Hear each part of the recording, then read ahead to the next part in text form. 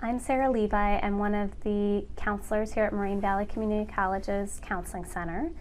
So I work with young adults and adults here. And in my other job, I actually work for DuPage County Health Department, and I do crisis intervention and suicide prevention for them, and have done that for 17 years. So I have a lot of experience in this topic. The data does show us that there is an increase in suicide attempt rates, or pardon me, not attempt, suicide, completed suicides. Mm-hmm. So where somebody died by suicide from age group 15 to 24.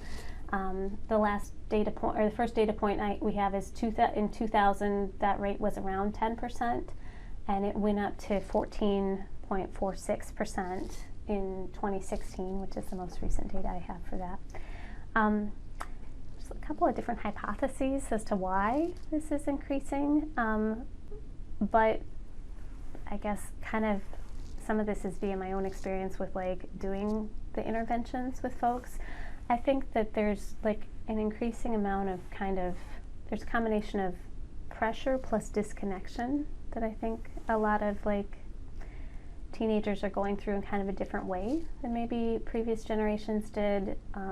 On one hand, you have more connection via social media and like more opportunities to be connected to people all the time, but the connections may not be as deep as they have been in previous generations, because there's a lot less face-to-face contact and a lot more kind of quick sound bites and superficial contact, and a lot more emphasis on, in a different way, like image and having to put forth a certain kind of presentation, which is kind of amped up at a different level than in the past, when you just had to show up and like, you know, look cute at school or whatever, but you didn't have to have this whole social media like presentation and image of who you were too, and worry about how people judge that. So it kind of just adds an additional level of pressure to people. And I think there's other things would be that like the family structure and just families in general are different, in that like a lot of people work more hours now than they have in the past. So just having the availability of either a mom or a dad or a consistent like adult figure that is there for you as much as you need it is different than maybe it was in the past too.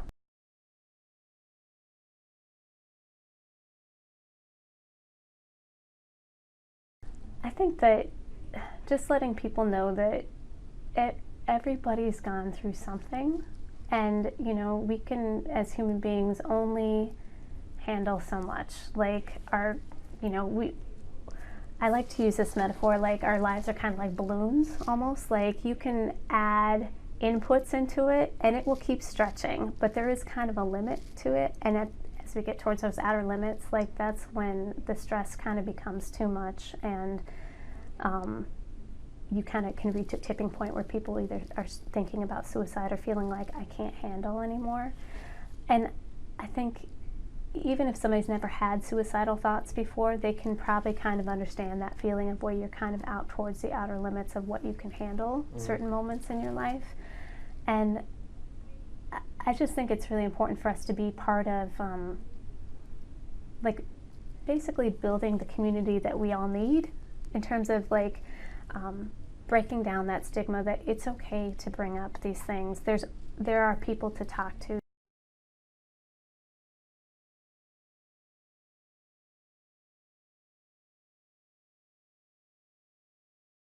The important things are, if you're noticing someone around you, maybe it's a friend, but maybe it's even just like an acquaintance. You might not know them that well, but you just kind of are like, something feels off about them. Like they're disconnected, they seem, or maybe they're like not coming to class anymore, or you can just tell something is off.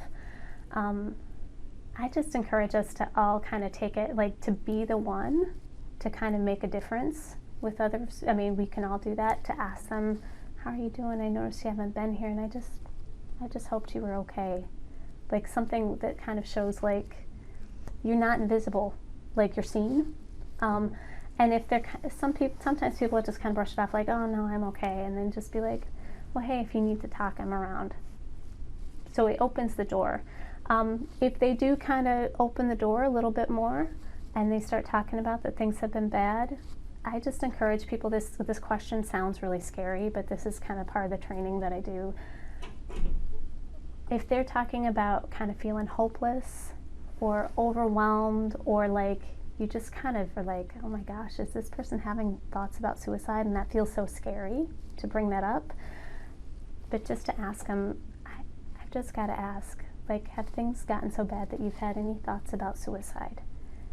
That seems like a really direct question, and like, oh, well, how would somebody receive that? But if they have had thoughts about suicide, sometimes it can be a relief for someone to actually ask that, because they may just not have felt like they could say anything about it. It's just kind of in the background as something they carry around.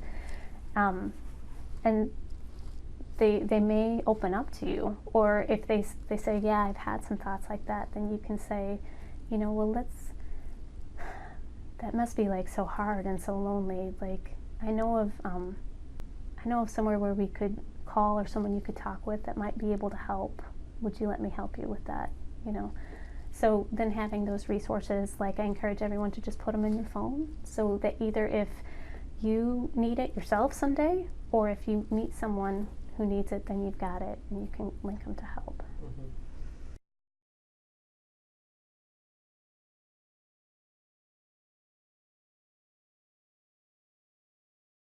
So this is true for depression or any mental health condition, mental illness. Multi-causal, multi-maintained. What that means is that there's generally not just one factor that causes mental illness, and there's generally not just one factor that maintains or causes it to continue. So some of the factors that can contribute, causal factors, would be like genetic loading, right? So if you've got first degree relatives, or like grandparents or siblings that have mental health issues, specifically, depression or mood related issues, even bipolar, you may be more predisposed also to that, because there's a genetic component that predisposes people to that. But that doesn't mean that just because your mom has depression, now you're going to have depression. It just means that genetically you may be predisposed to it.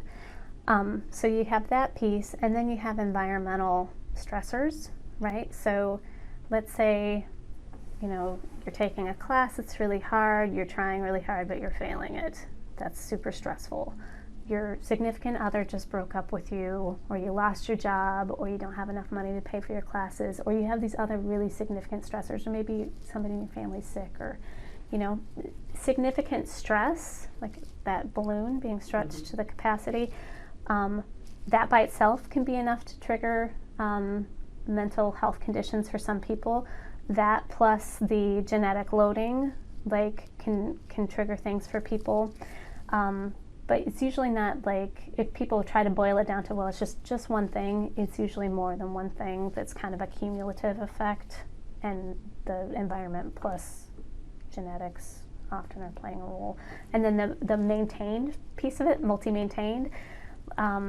So the thing that kind of, once you get into that pattern of a mental health challenge or mental illness has kind of flared up, things that maintain it might be, you have, like, again, like a schedule that's like totally overloaded. So now you're not getting enough sleep. When people don't get enough sleep, good food, exercise, our bodies have a hard time kind of compensating.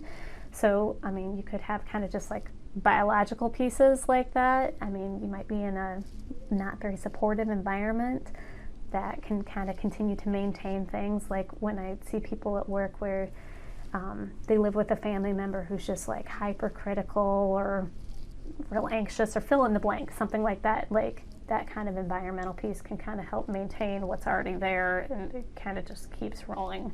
I'm trying to think of other maintaining factors, like even just like realistic, like what's the word I'm looking for? Like resources. People, when they have a lack of resources, like financial stress, access again to feeling like you have a safe place. Like if you live in an environment like where there's a ton of gang violence, you're living in a constant state of stress. These are things that, or history of trauma, these are things that can also kind of be maintaining factors.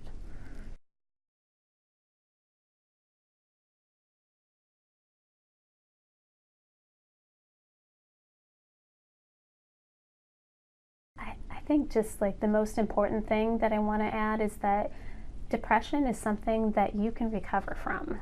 Like, and at the same time, like, if you're somebody who's been through depression and you recovered from it, to be watchful, because just like with any other kind of like health condition, like maintaining a healthy lifestyle, having those supports is really important to prevent like another episode of depression, because once you've had one depressive episode, you're more prone to have other subsequent depressive episodes.